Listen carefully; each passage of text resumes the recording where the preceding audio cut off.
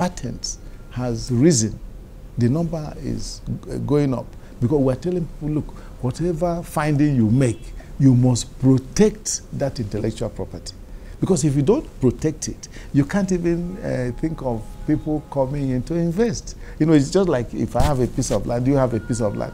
If your own has a C of O, and I don't have a C of O, nobody will look at my land because it's very risky. If somebody comes, buys it, invests, you know, somebody can come later to say, no, no, it's not the man who sold it to you that owned it. So we are doing a lot, and we believe that this is not, not something that we just happen overnight. It will take time. I just hold on with your thoughts. We're still with the Minister of Science and Technology. We'll conclude talks on the matter after the break. Stay with us.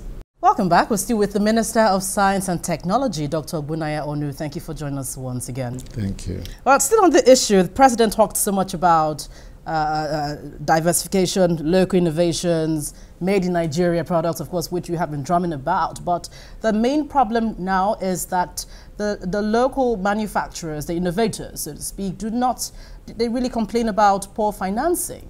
And this is one area they really hope the government can intervene. So what do you have, as planned for them? We are working on this fund because you find that science, technology, and innovation in all the countries that have done well, you don't fund that through the budget alone.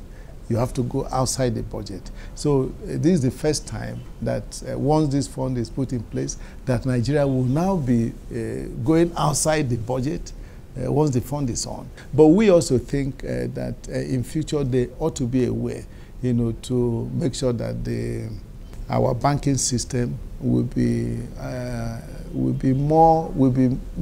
more friendly. Let me put it that way, to commercialization of research, results. Maybe we will grant some incentives, that will encourage them to make available credit and all that. And there is a development bank that is coming. So this will also change the dynamics in the country. But really, after that expo, what sort of language did you see that went out to the innovators? I know the government gave out some monies to them, but is there some monitoring in place? Are there specific people that were selected to work with such a number of researchers, from the government? Or what exactly really is the short-term plan? Oh no!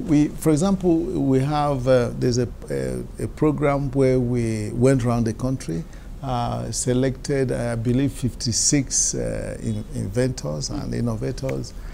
We picked them from virtually all the states of the Federation, and then encouraged them, making sure that at least we provided some financial support to enable them continue with their work. And then we set up a committee that will go around, around the country. So that committee will do two things for us. One is to go monitor what they are doing. Are they using this resource we've made available to them for the purpose that the resource was given, and also to identify new people that we will continue to encourage. This is a continuous exercise. Yes, we have an instance. I mean, the drone maker from Delta State, Agogo Ajian, who we understand you promised to do something in that regard, but nothing really has been done. Yeah, it is, we will do something. When you make a promise, my promise will be fulfilled. We don't just make promises, for nothing. But the thing is, we have to go around the country to look at those who have innovated and have invented, and we gave them support.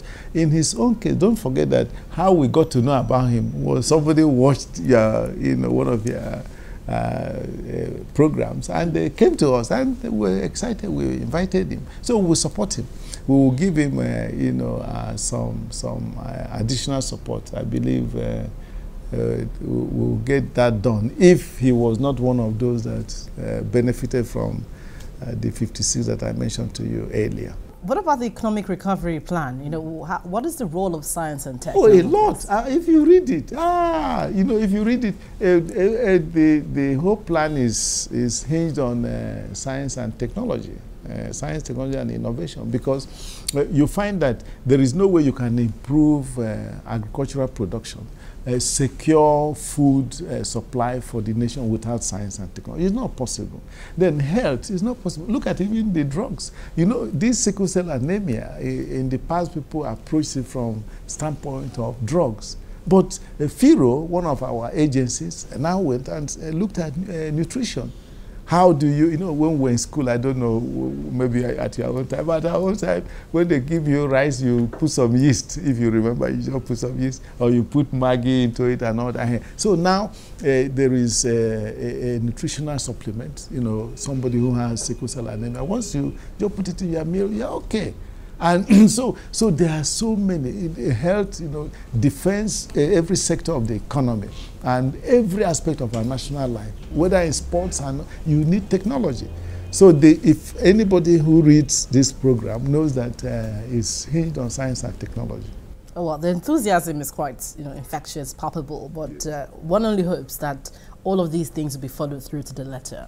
No, we are serious. This administration is a very serious one. The president is serious. Despite the economic downturn. Oh, yeah, and yeah, there is very serious problem. We're in a recession, but gradually we're getting out of the recession. And it's important that we do what is right for our nation. And once we do what is right, definitely we'll get to where we should be. Thank you very much, Dr. Abuja, for coming on Dateline. Oh, thank you so much. Thank you so much.